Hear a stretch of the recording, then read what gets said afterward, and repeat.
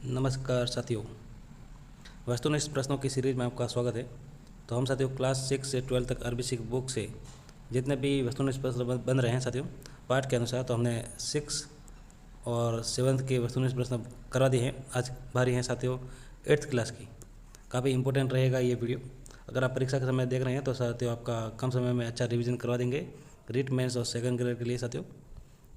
तो शुरू करते हैं साथियों 8th क्लास की सामाजिक विज्ञान। पाठ का नाम है 18वीं सदी का राजस्थान। काफ़ी इंपॉर्टेंट रहेगा साथियों। तो शुरू करते हैं। निम्नलिखित इसमें से हुड्डा सम्मेलन की अध्यक्षता किसने की? तो हुड्डा सम्मेलन की अध्यक्षता साथियों 1 नंबर महाराणा जगत सिंह द्वितीय ने की थी। और कब की? तो 17 जुलाई 1734 को। ये भी साथ में याद रखें। मराठा शक्ति को सर्वोत्तम संगठित किसने किया? तो मराठा शक्ति को संगठित करने वाले साथियों सर्वोत्तम शिवाजी थे। राजस्थान ने राज्यों में सर्वप्रथम 29 सितंबर 1803 को किस राज्य ने अंग्रेजों के साथ संधि की? तो साथियों सबसे पहले किसने की थी? तो भरतपुर ने। सबसे अंत में किसने की वो आप साथियों कमेंट बॉक्स में जरूर बताएं। अहदनामा एक है, बताइए साथियों अहदनामा क्या है? तो एक समझौता प्रपत्र है। अहदनामा एक समझौता प्रपत्र है। भूमि पर लगने वाला कर निम्न में से कौन सा है? तो भूमि पर लगने वाला कर साथियों खिराज है। मराठा द्वारा अन्य शासकों से लिया जाने वाला सुरक्षा कर निम्न में से कौन सा है? तो साथियों जो सुरक्षा कर है वो चौथ है। चौथ क्या है? सुरक्षा कर मराठा शासकों द्वारा लिया जाने वाला कर है। राजस्थान में सर्वप्रथम 1711 ईस्वी में मराठा ने कहाँ से प्रवेश किया? तो साथियों जो मराठाओं ने प्रवेश किया था 1711 में वो मेवाड़ से किया था। तो सवाल आ सकता है तो कब किया? तो 1711 में। ठीक है, ये भी साथ में याद रखें। हुड्डा सम्मेलन का आयोजन भीलवाड़ा में कब किया गया? तो साथियों ये सवाल आ चुका है, अभी हमने बता दिया है 17 जुलाई 1734 को हुड्डा सम्मेलन। इसकी अध्यक्षता जगत सिंह द्वितीय द्वारा। हुड्डा सम्मेलन में निम्न में से किन शासकों ने भाग लिया? तो देखिए साथियों कोटा के महाराव दुर्जन साल ने, आमेर के सवाई जय सिंह ने, जोधपुर के अभय सिंह ने, तो इन सभी ने साथियों भाग लिया था। 4 नंबर उत्तर राइट आंसर हो जाएगा। आगे देखिए उदयपुर के महाराणा अमर सिंह द्वितीय की पुत्री चंद्र कुंवर बाई का विवाह निम्न में से किस शासक के साथ हुआ? तो आमेर के सवाई जय सिंह के साथ हुआ। बांसवाड़ा के शासकों ने खिराज कर देना कब शुरू किया? बताइए साथियों बांसवाड़ा के शासकों ने खिराज कर देना कब शुरू किया? तो 1728 को। राजपूत शासकों ने अंग्रेजों के साथ संधियां करना कब शुरू किया? तो 1817-18 में। मारवाड़ के विरोध के कारण सिरोही ने संधि पर हस्ताक्षर कब किए? तो 1823 में। याद रखें। किस राज्य को छोड़कर 1818 ईस्वी तक संपूर्ण राज्यों ने अंग्रेजों के साथ मिलकर संधि कर ली थी? तो साथियों ये सिरोही है जिसने 1823 में संधि की है सबसे अंत में। सवाई जय सिंह की मृत्यु कब हुई? तो 1743 में सवाई जय सिंह की। पेशवा बाजीराव ने राजस्थान नीति का आकलन करने के लिए किसको 1735 ईस्वी में राजस्थान भेजा? तो साथियों राधाबाई को। दूसरा पार्ट देखिए साथियों 1857 स्वतंत्रता संग्राम एवं राजस्थान। तो शुरू करते हैं साथियों 1857 की क्रांति को लेकर जितने भी सवाल है साथियों 8th क्लास की सामाजिक विज्ञान में। राजस्थान में 1857 ईस्वी की क्रांति का प्रारंभ सर्वप्रथम कहाँ से हुआ? तो ये नसीराबाद से हुआ। ठाकुर कुशाल सिंह ने 1857 की क्रांतिकारियों का नेतृत्व कहाँ से किया? तो अहुआ से किया। अहुआ से ठाकुर कुशाल सिंह ने साथियों नेतृत्व किया था, याद रखें। और सबसे पहले नसीराबाद से शुरुआत हुई थी 1857 क्रांति की। 1857 ईस्वी की क्रांति का प्रारंभ भारत में सर्वप्रथम कहाँ से हुआ? तो भारत में साथियों मेरठ से हुआ और राजस्थान में नसीराबाद से। 1857 की क्रांति के समय राजस्थान में कितनी सैनिक छावनियाँ थी? तो साथियों 6। नसीराबाद में 1857 का क्रांति का प्रारंभ हुआ। अब डेट बतानी है साथियों तो 28 मई 1857। याद रखें 28 मई 1857। नीमच में 1857 की क्रांति का प्रारंभ कब हुआ? तो 3 जून 1857। एरनपुरा में 1857 की क्रांति का प्रारंभ कब हुआ? तो 21 अगस्त 1857। आगे देखिए कोटा में 1857 का प्रारंभ कब हुआ? तो साथियों 15 अक्टूबर 1857 को। कोटा में विद्रोह का नेतृत्व किसने किया? ये साथियों अभी फर्स्ट ग्रेड में सवाल आया था। कोटा में सवाल आया था कि जयदेवाल और मेहराब अली खां का संबंध किस क्रांति से था, ऐसा कुछ। तो साथियों ये कोटा से था। तो 3 नंबर उत्तर इसका राइट आंसर हो जाएगा। कोटा के किस कैप्टन का सिर काट कर के पूरे शहर में घुमाया गया? तो कैप्टन बटन का। आगे देखिए, क्रांतिकारियों ने कोटा के किस महाराव को कोटा दुर्ग में कैद कर लिया? तो राम सिंह द्वितीय को। 1 नंबर। राजस्थान में 1857 ईस्वी के समय AGG agent to governor general कौन थे? क्रांति के समय सत्य कौन थे? George Patrick Lawrence.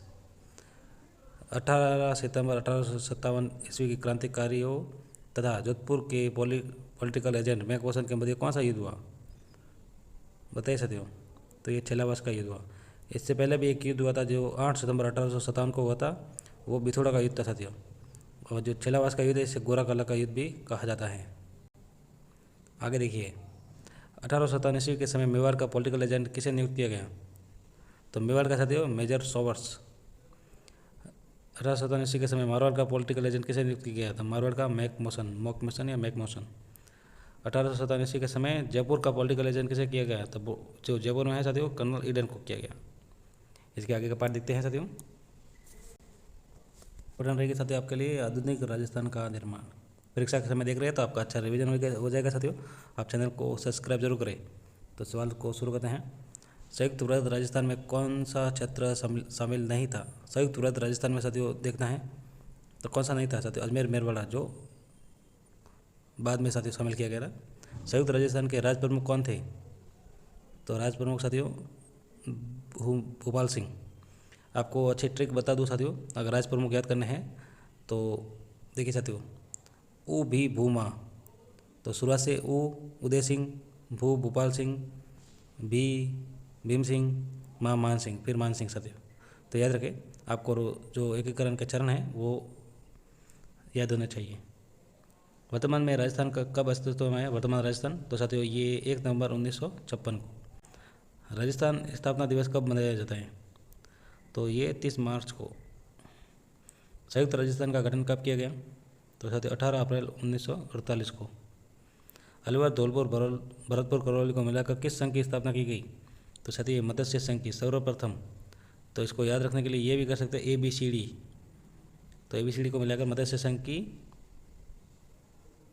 का निर्माण किया गया और इसकी जो राजधानी है वो साथियों अलवर को बनाई गई।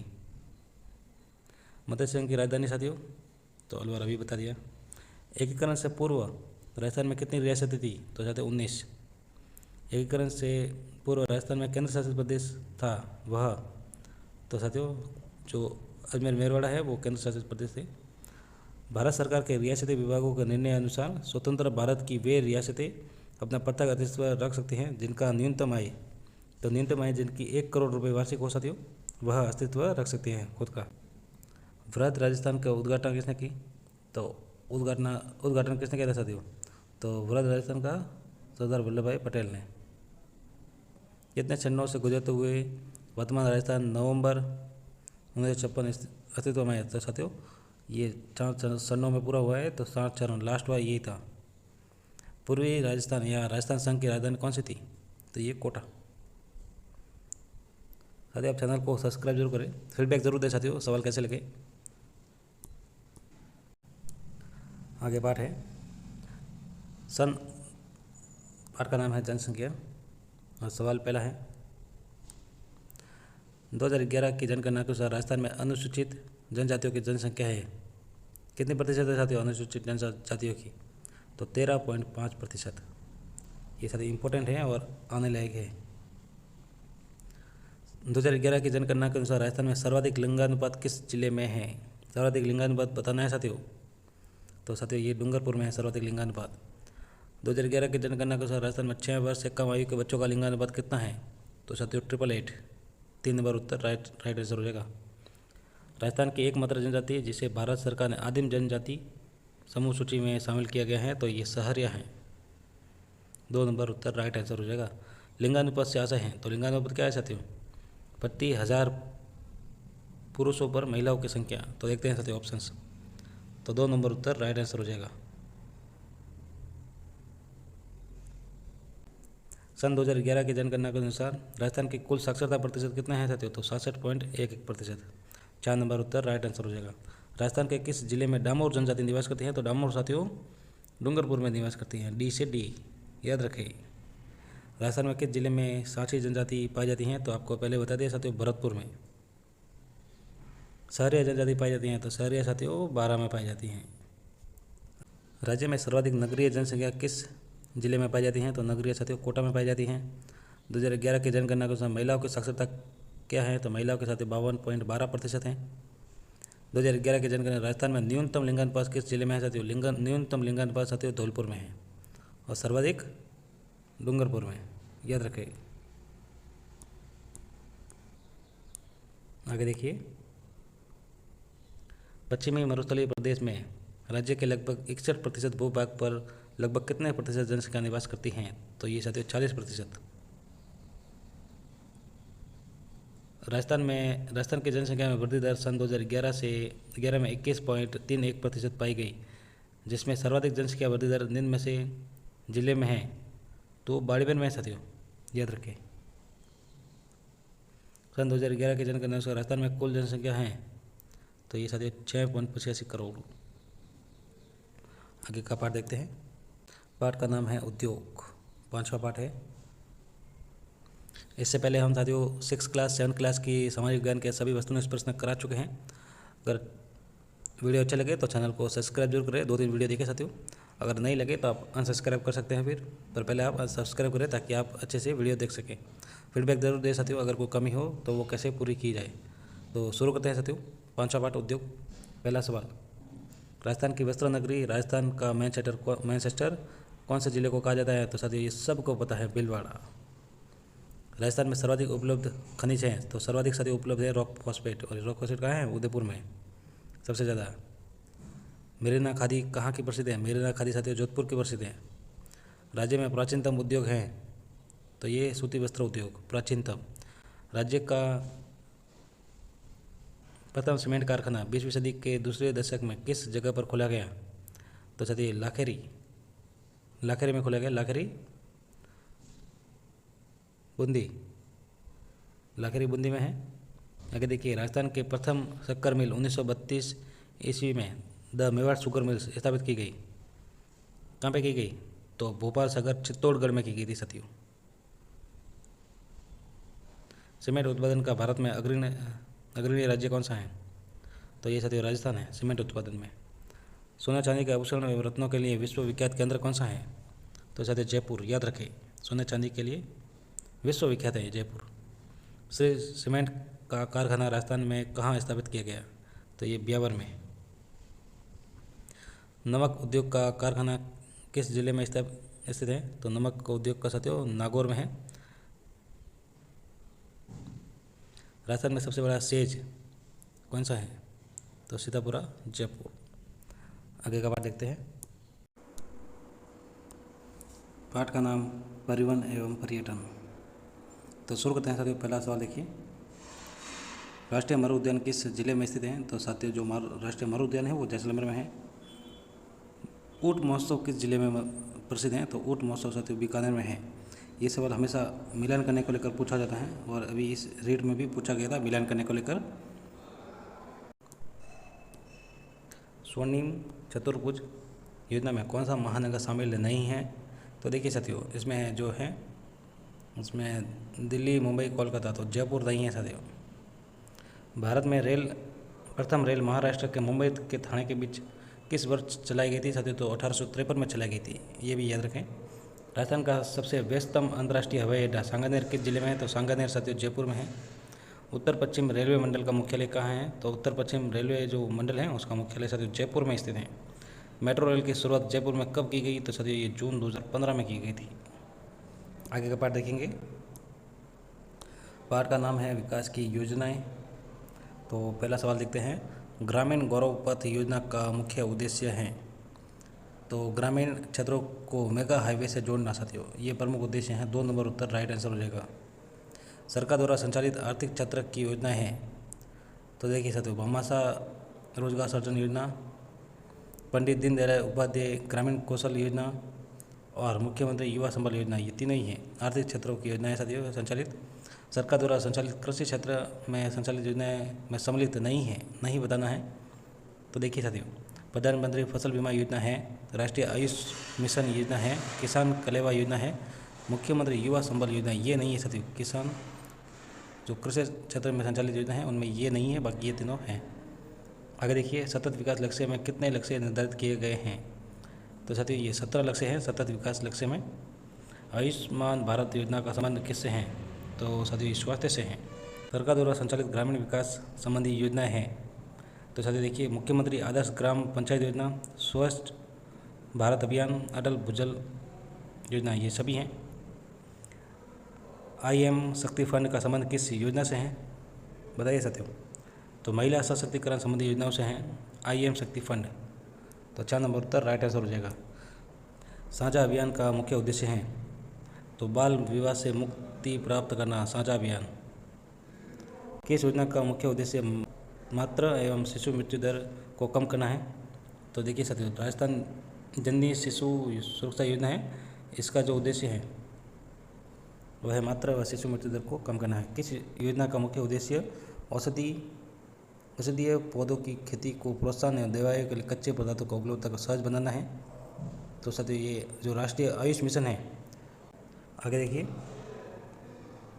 किस योजना का मुख्य उद्देश्य बालिका संरक्षण में संलग्न व्यक्तियों एवं संगठनों को सम्मानित करना है?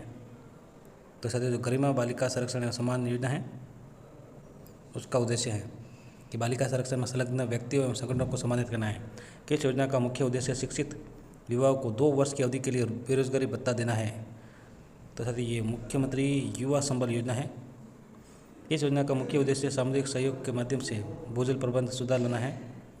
तो अटल भूजल योजना। राजस्थान जन आधार योजना कब शुरू की गई? तो ये साथियों 2018 में शुरू की। पाठ का नाम जन जागरण एवं सामाजिक सुधार हेतु राजकीय प्रयास। चाइल्ड हेल्पलाइन है तो आपातकालीन पहुंच सेवा का टोल फ्री जो सेवा नंबर है वो कौन सा है? तो 1098 इसको लेकर साथियों सवाल पूछा गया है, तो ये थोड़ा याद रखें साथियों। आपातकालीन हेतु बेटी बचाओ बेटी पढ़ाओ अभियान की शुरुआत प्रधानमंत्री नरेंद्र मोदी द्वारा कब की गई? तो साथियों ये 2015 में की गई थी। राज्य सरकार द्वारा राज्य महिला आयोग का गठन कब किया गया? तो ये 15 मई 1999 को किया गया। 15 मई 1999 को राज्य महिला आयोग का गठन किया गया। आंदोलन की शुरुआत है वो विनोबा भावे द्वारा की गई। राजस्थान निःशुल्क एवं अनिवार्य बाल शिक्षा का अधिकार अधिनियम 2010 को लागू किया गया। तो साथियों ये 1 अप्रैल 2011 को लागू किया राजस्थान में। 1 अप्रैल 2011 को लागू किया गया। राजस्थान निःशुल्क एवं अनिवार्य बाल शिक्षा का अधिकार अधिनियम 2010 के तहत निजी स्कूलों में कमजोर और पिछड़े वर्गों के बच्चों के लिए कितने प्रतिशत सीटें आरक्षित की गई हैं? तो ये साथियों 25%। और कौन सी धारा में ये बताया गया है? तो 12वीं धारा में साथियों, NCF की 12वीं धारा में ये बताया गया है। राजस्थान निःशुल्क एवं अनिवार्य बाल शिक्षा का अधिकार अधिनियम 2010 के तहत 6 से 14 वर्ष आयु वर्ग के बच्चों को निःशुल्क एवं अनिवार्य प्रारंभिक शिक्षा का प्रावधान किया गया। तो साथियों जो प्रारंभिक शिक्षा का कहा गया है तो 1 से 8 की कक्षा तक है, ना कि 1 से 5। याद रखिए ये प्राथमिक कक्षा कहलाती है, जो प्रारंभिक कक्षा कहलाती है वो कक्षा 1 से 8 तक है। याद रखिए। EVM का पूरा नाम है तो EVM का पूरा नाम साथियों इलेक्ट्रॉनिक वोटिंग मशीन है। किस वर्ष में राजस्थान सूचना का अधिकार कानून बनाने वाला राज्य का पहला राज्य बना? तो साथियों 2000 में, सन 2000 में सूचना का अधिकार कानून बनाने वाला पहला राज्य बना ये साथियों राजस्थान। इसके आगे का सवाल देखते हैं। सवाल है, नवंबर 1989 को संयुक्त राष्ट्र के आम सभा द्वारा बाल अधिकार समझौते को पारित किया गया, जिसमें बच्चों के कौन से अधिकार 4 मूल सिद्धांतों पर आधारित हैं? तो साथियों देखिए, जीने का अधिकार है, सुरक्षा का अधिकार है, विकास का अधिकार है, तो ये सभी साथियों 4 नंबर उत्तर राइट आंसर हो जाएगा। राजस्थान सरकार द्वारा ग्राम दान अधिनियम कब पारित किया गया? तो 1971 को। राजस्थान सरकार द्वारा राजस्थान काश्तकारी अधिनियम कब पारित किया गया? तो ये साथियों 1955 को किया गया। भारत सरकार ने नागरिक अधिकार संरक्षण अधिनियम कब लागू किया? तो ये भी 1955 को। राजस्थान सरकार ने भी केंद्र सरकार द्वारा अनुसूचित जाति जनजाति अत्याचार निरोधक कानून को कब लागू किया गया? तो साथियों 1989 को। महिला घरेलू हिंसा निरोधक अधिनियम कब पारित किया गया? तो ये साथियों 2005 को। निष्पक्ष व नीतिपरक मतदान निम्न में से कौन सा है? तो साथियों जो सूचित मतदान है ये है। 1 नंबर उत्तर इसका राइट आंसर हो जाएगा। आगे का पार्ट देखते हैं, ग्रामीण एवं शहरी प्रशासन। तो शुरू करते हैं साथियों। नगर पालिका का अध्यक्ष को कहा जाता है? तो साथियों नगर पालिका अध्यक्ष कहा जाता है, नगर पालिका के अध्यक्ष को। आमतौर पर ग्राम सभा की बैठकें किस दिन नहीं होती हैं? तो साथियों जो 31 दिसंबर है उस दिन नहीं होती हैं, बाकी इन दिनों दिन होती हैं। नगरीय स्वशासन की इकाई निम्न में से कौन सी एक नहीं है? तो देखिए साथियों नगर पालिका है, नगर परिषद है, नगर निगम है। जो जिला परिषद है ये नहीं है साथियों नगरीय स्वशासन की इकाई। हमारे देश में किस संविधान संशोधन विधेयक द्वारा पंचायती राज व्यवस्था को अपनाया गया? किस संविधान संशोधन द्वारा विधेयक द्वारा पंचायती राज व्यवस्था को अपनाया गया? तो साथियों ये 73वां जो संविधान संशोधन विधेयक है उसके द्वारा अपनाया गया। ग्राम पंचायत का मुखिया कहलाता है? तो साथियों सरपंच कहलाता है ग्राम पंचायत का। जिला परिषद का मुखिया कहलाता है, क्या कहलाता है साथियों? तो ये साथियों जिला प्रमुख कहलाता है। पंचायत समिति का सरकारी पदाधिकारी क्या कहलाता है? तो खंड विकास अधिकारी, बीडीओ। पंचायत समिति का मुखिया क्या कहलाता है? तो साथियों ये प्रधान कहलाता है। राजस्थान में पहला ग्राम न्यायालय किस स्थान पर खोला गया? तो साथियों ये बस्सी जयपुर में खोला गया था। जिला परिषद के कार्यों में शामिल नहीं है, तो जो शामिल है वो देखते हैं साथियों। पंचायतों के बैठक को एवं ग्राम सभाओं का पर्यवेक्षण करना है साथियों। पंचायत समितियों एवं पंचायतों की निधियों का नियंत्रण करना, ग्रामीण क्षेत्रों में जनता की शिकायतों को दूर करना, ये तीनों हैं साथियों। जो 4 नंबर उत्तर इसका राइट आंसर हो जाएगा, और जो शामिल नहीं है वो ये है। पाठ का नाम राजस्थान में कला व संस्कृति। तो शुरू करते हैं साथियों। जैसलमेर का सुनारगढ़ दुर्ग किससे निर्मित है? तो ऐसा तो पीले बलुआ पत्थरों से निर्मित है, जिसके कारण ये चमकता है सोने की तरह जब सूर्य की किरणें पड़ती हैं। गागरोन का दुर्ग है? तो साथियों जो गागरोन का दुर्ग है वो जल दुर्ग है। किन नदियों के किनारे हैं वो जरूर बताए। गागरोन में साथियों मीठे शाह की दरगाह भी है, ये भी याद रखें। मिट्टी का किला नाम से कौन सा किला प्रसिद्ध है? तो साथियों ये लोहागढ़ का किला, लोहागढ़ भरतपुर में है साथियों। द गोल्डन फोर्ट किस किले को कहा जाता है? तो जैसलमेर के किले को, क्योंकि साथियों सोने की तरह चमकता है। इस दुर्ग का सर्वाधिक उच्च भाग कटारगढ़ दुर्ग कहलाता है? तो साथियों कुंभलगढ़ दुर्ग का। ये कटारगढ़ में किस महान शासक का जन्म हुआ है वो आप जरूर बताएं साथियों। दिलवाड़ा का जन्म मंदिर कहाँ स्थित है? तो साथियों जो दिलवाड़ा का जन्म मंदिर है वो आबू पर्वत सिरोही में स्थित है। खाटू श्याम जी का मंदिर साथियों सिरोही में है, नहीं सॉरी सीकर में है, खाटू सीकर, हाँ 3 नंबर राइट आंसर। रणकपुर का जैन मंदिर साथियों पाली में है। 444 खंभे हैं, 444 खंभों के कारण ये प्रसिद्ध है रणकपुर का। श्री एकलिंग जी का मंदिर कहाँ स्थित है? तो ये उदयपुर में है साथियों। इसको लेकर सवाल आया था अभी फर्स्ट ग्रेड में, एकलिंग जी की जो किसने स्थापित किया है साथियों आप जरूर बताएं। पप्पा रावल जी ने इनका स्थापित किया था साथियों मूर्ति को। ऋषभ देव जी का एक जैन मंदिर कहाँ स्थित है? तो ये उदयपुर में स्थित है। आगे का सवाल देखते हैं। भारतीय मूर्तिकला का शब्दकोश किसे कहा जाता है? तो ये विजय स्तंभ को कहा जाता है। महाराणा प्रताप का जन्म कहाँ हुआ? तो साथियों कुंभलगढ़ में हुआ। बने ठनी चित्र किस शैली का है? तो साथियों किशनगढ़ शैली का है। मंदिरों का विकास किस काल में माना जाता है? तो साथियों गुप्त काल में माना जाता है मंदिरों का विकास। मिट्टी के मूर्तियों को आग में पकाकर बनाने की कला क्या कहलाती है? तो टेराकोटा कहलाती है। टेराकोटा कहाँ की प्रसिद्ध है? मोलेरा गाँव की। सालिम सिंह की हवेली, नथमल की हवेली, पटवो की हवेली किस जिले में है साथियों? तो ये जैसलमेर जिले में है, और ये सवाल काफ़ी बार रिपीट होता है तो याद रखिए। सालिम सिंह की हवेली, नथमल की हवेली, पटवो की हवेली। मुंशी रानी महारानी की छतरी किस जिले में है? तो ये साथियों अलवर में है। 84 खंभों की छतरी कहाँ पर है? तो साथियों बूंदी में है। किस शैली के चित्रों को कदम वृक्ष को अधिक महत्व दिया गया है? तो साथियों उदयपुर शैली में कदम वृक्ष को अधिक महत्व दिया गया है। 32 खंभों की छतरी किस दुर्ग में स्थित है? तो साथियों ये रणथंभौर दुर्ग में है। साथियों हमने हर एक टॉपिक को लेकर वस्तुनिष्ठ प्रश्न बनाए हैं, और आगे भी जितने भी वस्तुनिष्ठ प्रश्न बन रहे हैं वो बनाएंगे। अभी आरबीएससी की जितनी बुक है 6 से 12 तक, उसके जितने वस्तुनिष्ठ प्रश्न बन रहे हैं साथियों पाठ के अनुसार, वो हम बना रहे हैं। तो अगर अच्छा लगे तो चैनल को सब्सक्राइब करें और वीडियो को लाइक एंड शेयर जरूर करें। कोई कमी हो तो राय जरूर दे सकते हो, कैसे उसको पूरा किया जा सकता है। आप चैनल को सब्सक्राइब जरूर कर सकते हो। धन्यवाद साथियों।